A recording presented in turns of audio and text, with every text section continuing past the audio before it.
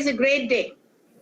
We are starting something very new that few members of ours are going to share the experience, and by this they are going to add values to people's life. The maiden meet is getting started today, and we have no other than Dr. Surjit Kapoor. Dr. Surjit Kapoor is going to share a very interesting topic as a doctor. Over to Dr. Surjit Kapoor. I'm very happy to share my views on what really character means. The topic is character beyond competence. What is character? The mental and moral qualities distinctive to an individual. It is a cluster of personality traits. It can be measured by what one would do when no one is looking. Good characterability, highly influential. Why it is beneficial? It is beneficial for you, for your family, for your society, and for your nation.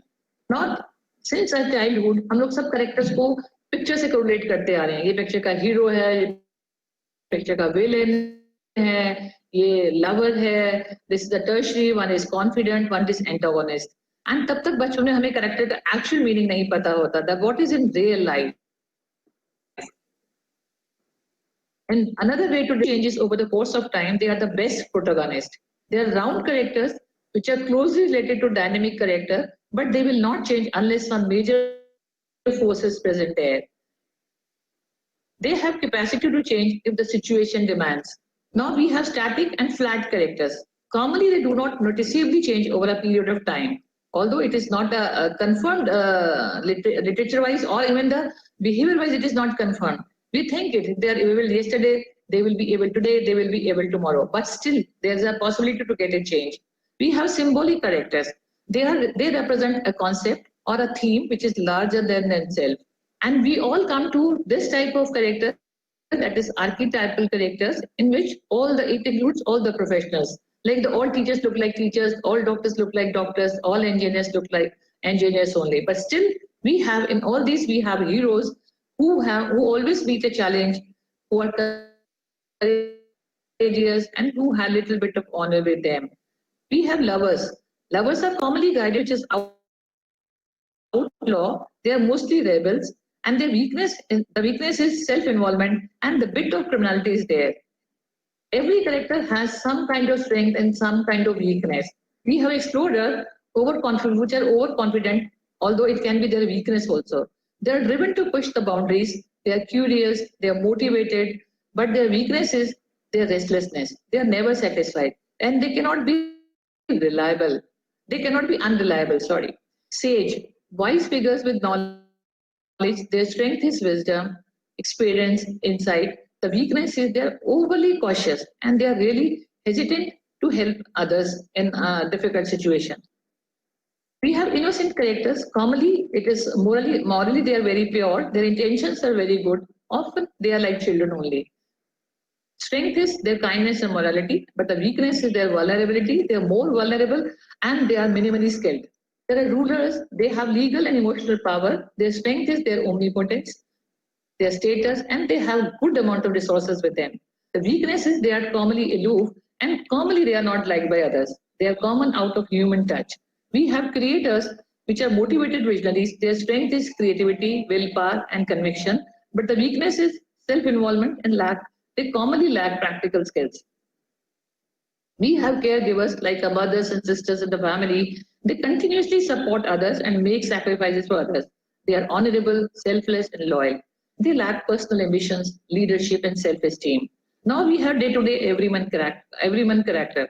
This is a relatable character, recognizable from daily life. Their strength is that they are grounded. In terms of weakness, they are often unprepared and they lack special powers also. We have funny characters. Commonly, they speak about the truth, but their weakness is they are mostly superficial.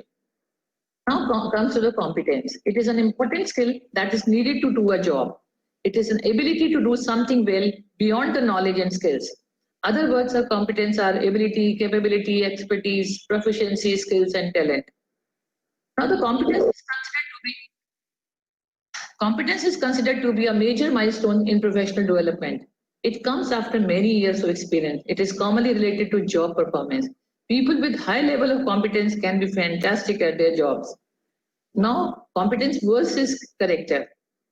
We have a common belief, we have common conventional wisdom that you get a good marks, you'll get a good school, you'll go into good college. If you get a good marks in college, you'll have a higher education, then you'll get a good job.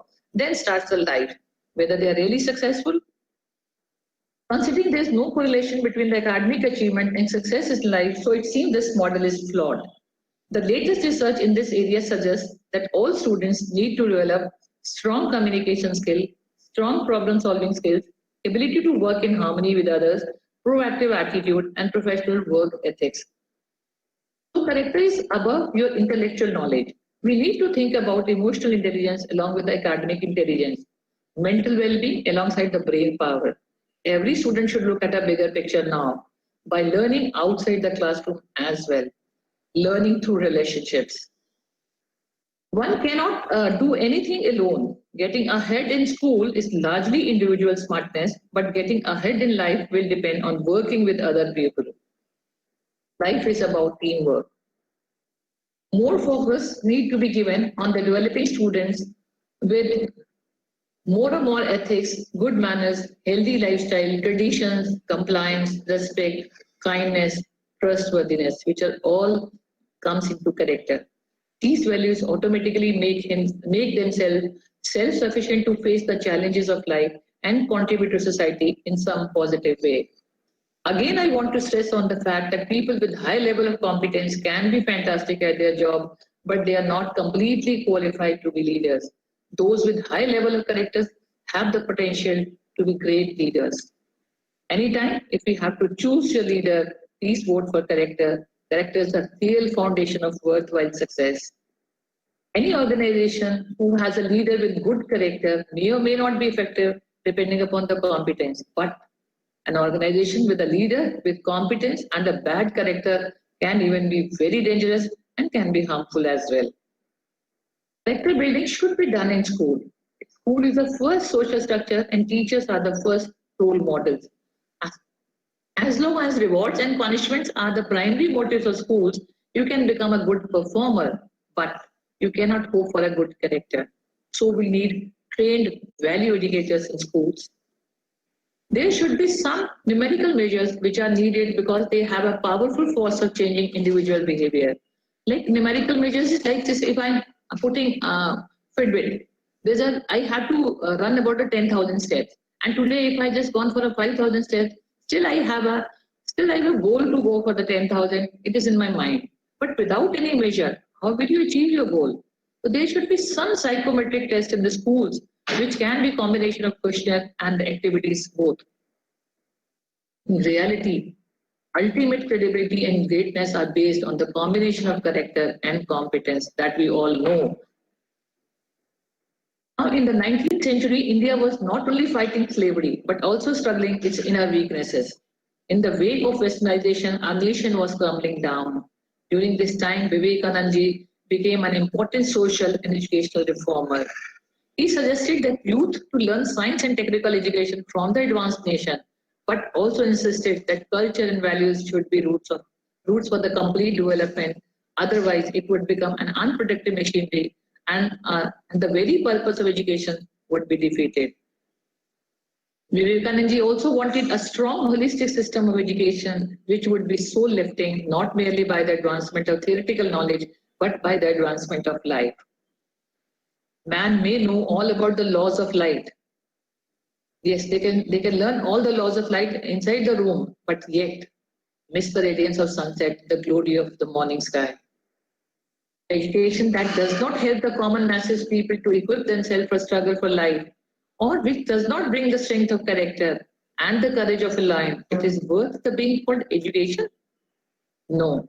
The end of all educations and all training should be the total development of a human being. Character is the core and the competence is the trust. Through these kind of leadership of characters and competence, we have a great opportunity to progress, to overcome adversity, change the lives, bless the human race, This will be deeply satisfying to humankind. Now again, I come back to my first slide.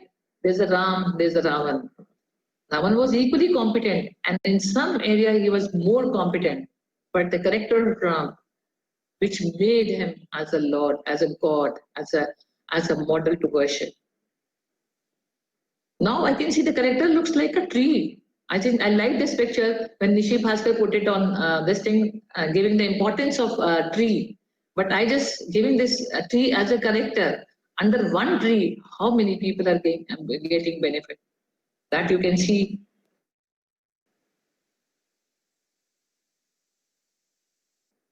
Thank you so